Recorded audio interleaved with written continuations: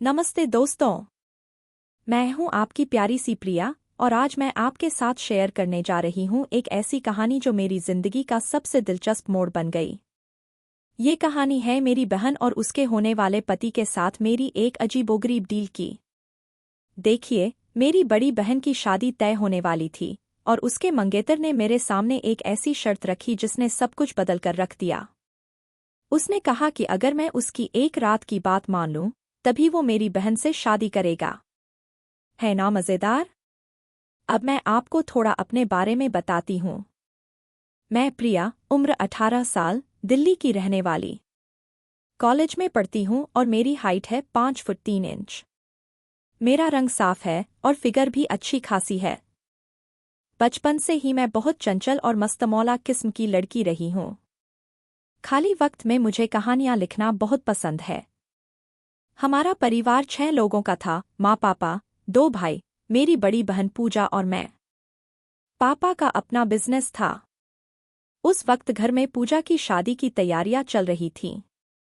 मैं हमेशा से ही बहुत खुले विचारों वाली रही हूं, जबकि मेरी बहन बिल्कुल उलट, शांत, सीधी सादी और पढ़ाई में तेज।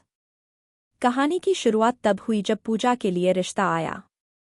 लड़के का नाम था रोहित, जो दिल्ली में ही रहता था। परिवार वाले बहुत खुश थे क्योंकि लड़का पढ़ा लिखा था, अच्छी नौकरी करता था और समाज में उसकी इज्जत भी थी। जब रोहित और उसके माता पिता हमारे घर रिश्ता देखने आए तो पूजा ने नीला सूट पहना था और मैंने ऑरेंज साड़ी। मैंने खुद को बहुत अच्छे से तैयार किया था। हमने उनका खूब आदर सत्कार किया। जब मुंह मीठा करने के बाद पूजा चाय लेकर आई तो मैं भी उसके साथ थी। रोहित ने हमारी तरफ देखा। और फिर क्या था? मैंने नोटिस किया कि वो पूजा से ज्यादा मुझे देख रहा था। सच कहूँ तो रोहित बहुत ही हैंडसम लड़का था, उसकी शख्सियत ऐसी कि कोई भी लड़की उस पर फिदा हो जाए। जब हमारी नजरें मिली तो मैं शर्मा कर नीचे देखने लगी। मन ही मन सोचने लगी, काश ये मेरा बॉयफ्रेंड होता। नाश्ते के बाद जब उनसे उनकी राय पूछी गई तो रोहित ने कहा कि वो कुछ दिन सोचकर बताएगा।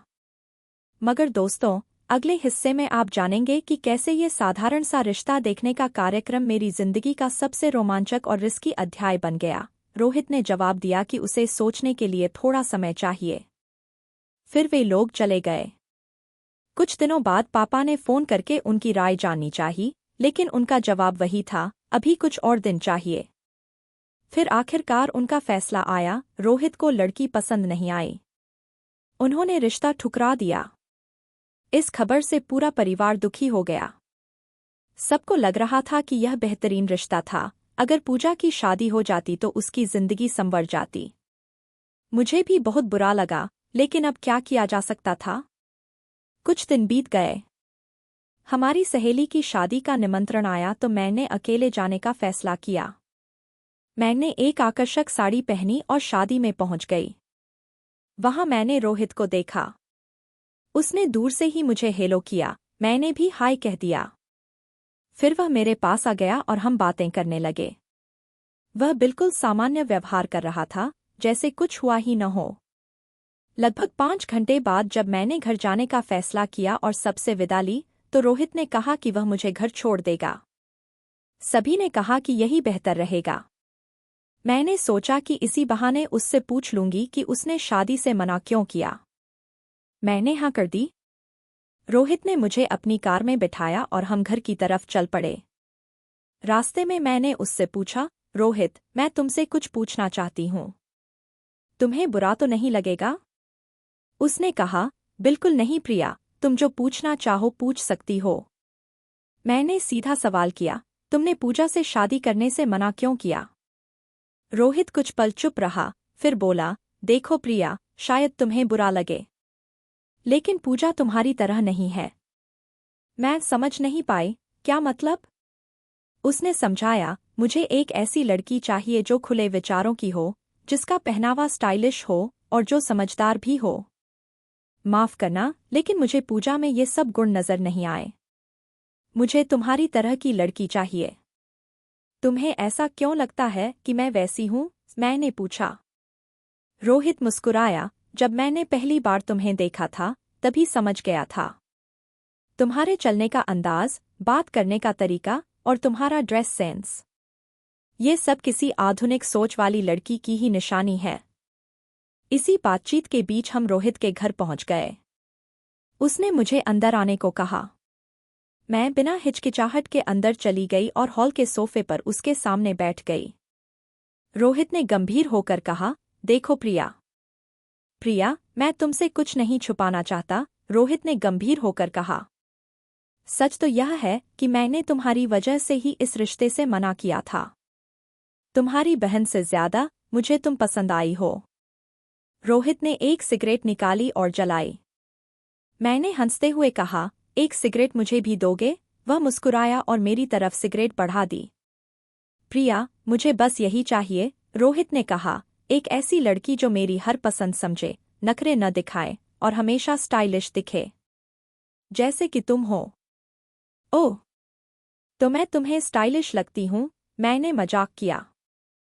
तुम सिर्फ स्टाइलिश नहीं हो, तुम तो पूरी की पूरी परफेक्ट हो। तुम्हारे गुलाबी होंठ, तुम्हारी खूबसूरत कमर, हर चीज बस मन मोह लेने वाली है। इसीलिए मैं तुम्हारे जैसी लड़की चाहता हूँ। मैं उसकी बात सुनकर हैरान रह गई।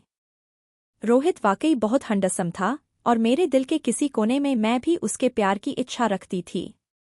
मैंने पूछा, अगर मैं तुम्हारे साथ एक रात बिता दूं तो मुझे क्या मिलेगा? रोहित ने फौरन जवाब दिया, मैं तुम्हारी बहन से शादी के लिए हाँ कर दूंगा। उसकी यह बात सुनते ही मेरे शरीर में एक झटका सा लगा। अचानक मुझे माँ के आंसू याद आ गए जो उन्होंने रिश्ता टूटने पर बहाए थे। मैंने सोचा कि अगर रोहित पूजा से शादी कर ले तो सबके दुख दूर हो जाएंगे। शायद थोड़ी शराब का नशा भी था और कहीं न कहीं मेरी अपनी इच्छाएं भी। मैं भी तो चाहती थी कि रोहित के साथ प्यार करूं। तुम अपने वादे से पीछे तो नहीं हटोगे? मैंने डरते डरते पूछा। रोहित ने गंभीर होकर कहा, मेरा नाम रोहित है प्रिया। मैंने जो वादा किया है वह पूरा करूंगा। मैंने उसकी आंखों में सच्चाई देखी। ठीक है, मैं मानती हूँ, मैंने कहा, लेकिन एक शर्त है, तुम्हें मेरी बहन का पूरी जिंदगी ख्याल रखना होगा।